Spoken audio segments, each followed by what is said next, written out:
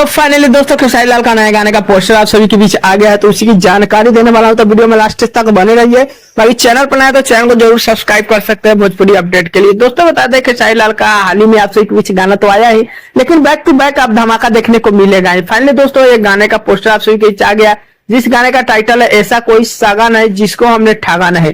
दोस्तों बता दें ये एक जो है फिल्म का आप सभी के बीच गाना है, जिस फिल्म का टाइटल है श्री 420। गाने को आप सभी के बीच जो है कंफर्म डेट भी आ चुका है।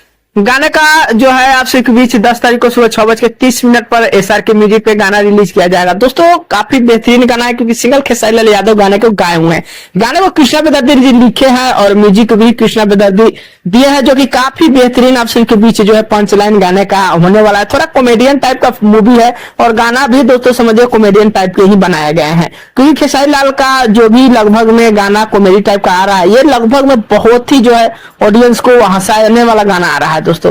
लेकिन एक बात और बताना चाहता हूँ, ये जो मूवी है श्री 420, इसको जो है यूट्यूब पे ही रिलीज कर दिया जाता तो काफी बेहतर होता, क्योंकि आप सभी को पता होगा जब संघर्ष 2 इतनी बड़ी फिल्म को जो है हॉल थिएटर में अच्छा खासा रिस्पॉन्स नहीं देखने को मिला, तो कॉमेडियन मूवी को कैसे मतलब अनुमान लगाया जा सकता है कि अच्छा रिस्पॉन्स देखने को मिलेगा।